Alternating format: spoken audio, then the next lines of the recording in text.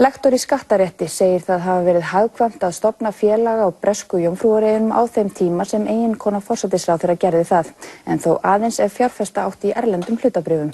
Nú sé hins vegar betra að fjárfesta beint eða í gegnum félag á Íslandi. Þegar félög voru stofnuð í skattaparadísum eins og bresku Jómfrúareyjum var það yfirleitt gert til þess að borga lægri skatta. Félag var stofnað þar fjölskylduarf Önnu Sigurlaugar Pálsdóttur, eiginkonu Sigmundar Davíðs Gunnlaugssonar, en hún sagði hins vegar í yfirlýsingu á Facebook að hún hefði tilgreint félagið í skattframtölum sínum. Lektor í skattarétti segir að fyrir hrun hafi það verið skattalegt hagræði að hafa eignir í félagi á bresku Jómfrúareyjum. Það voru þá farið eftir skattareglum í viðkomandi landi og þá voru mjög hagstæðar skattareglur í þessu lögsagnarumdæmi sem voru bresku Jómfrúareyjar. Þetta hagræði er hins vegar úr sögunni núna með sérstökum lögum frá 2010 að slík félög yrðu sköttuð samhliða þeim sem á félagið og á þær leggst venjulegur tekjuskattur. Í raun sé þetta verra en að fjárfesta beint. Því þá fjármagnstekjuskattur utan atvinnurekstrar 20%, en þarna fólk að lenda í skatti sem 38–46%. Þannig að þetta er óhagkvæmara í dag að vera með þetta félag heldur en að vera sjálfur að gera fjárfestingu eða vera með það í gegnum íslenskt eignarhaldsfélag. Sérfræðingur í alþjóðlegum skattarétti segir ekkert skattalegt hagræði fólgið í því að eiga félag á aflandseyjum. Héraðsdómslögmaður og sérfræðingur í alþjóðlegum skattarétti segir ekkert skattalegt hagræði fólgið í því að eiga félag á aflandseyjum. Hann segir að alþjóðlegir samningar geri mönnum erfitt að fela peninga á þessum stöðum. Höskuldur Kári Schram segir nánar frá. Fréttir af eignum Íslendinga í skattaskjólum og öðrum löndum hafa tröllrið íslensku samfélagi á undanförnum vikum. Boðuð umfjöllun fjölmiðla málið hefur nú valdið því að 3 ráðherrar hafa stigið fram og viðurkennt að tengjast slíkum félögum. Í dag upplýsti svo Júlíus Vífill Ingvarsson borgarfulltrúi Sjálfstæðismanna að hann eigi vörslusjóð í Panama, en tilgangurinn var að mynda eigin eftirlaunasjóð eins og segir í yfirlýsingu frá honum. Það segir ennfremur að allt sem viðkemur þessum sjóði sé í samræmi við íslensk lög og reglur. Kristján Gunnar Valdimarsson, héraðsdómslögmaður og sérfræðingur í alþjóðlegum skattarétti, segir ekkert skattalegt hagræði fólki í því að eiga peninga á aflandseyjum. Nei, í raun og veru er ekki skattalegt hagræði því í dag. Það er í gildi sérstök löggjöf, kölluð CFC löggjöf, það er 57. grein A í skattalögunum, þar sem er kveðið á í raun þvingaða samsköttun með hluthafanum og félaginu og það byrja að greiða venjulegan tekjuskatt af öllum hagnaði félagsins, óháð úthlutun, og þetta er venjulegu tekjuskattur í 36–46% skatti, þannig að þetta er ekki skattalega hagkvæmt í þeim skilningi. En hvers vegna ætti fólk þá að vilja geyma peningana sína á þessum stöðum?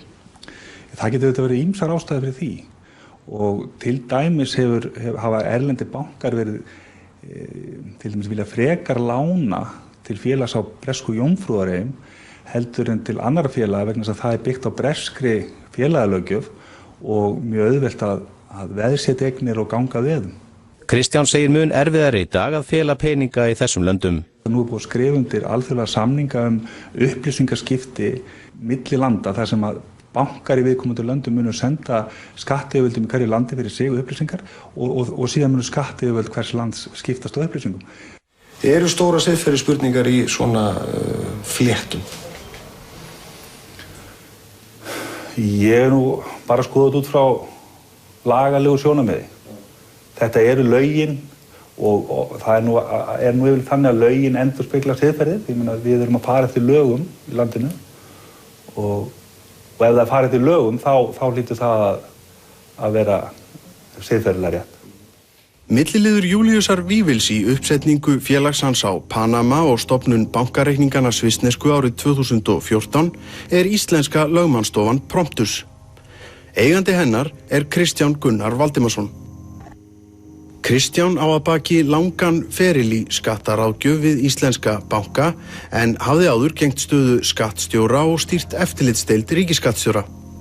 Í október 2013 óskaði Kristján Gunnar eftir því við Mossack Fonseca að fá nokkurs konar umboð fyrir aflandsþjónustu þess hér á landi. Í skeyti sem hann sendi til Panama kynnti hann sig sem lögfræðing og lektor við Háskóla Íslands og myndi á að hann hefði í störfum sínum fyrir Landsbankann átt í viðskiptum við fyrirtækið. Kristján kvaðst hafa umbjóðendur sem vildu stofna félag á Panama en óskaði jafnframt eftir að geta stofnað félög á fleiri aflandssvæðum.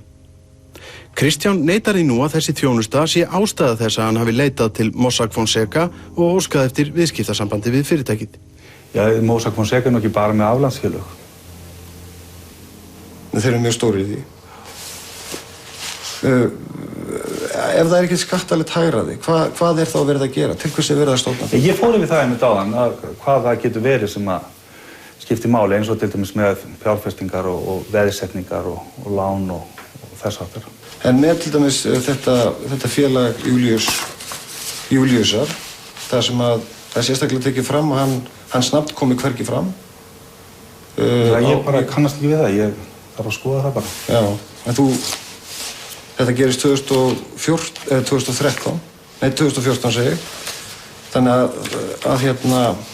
það er einhver tilgangur með því að það sé tekið fram að nafnið komi hvergi fram í gögnum félagsins, það verið að fela eitthvað, er það ekki? Ég bara man ekki eftir þessu, ég vil nú að segja það. Þú kannast ekki við þetta? Nei.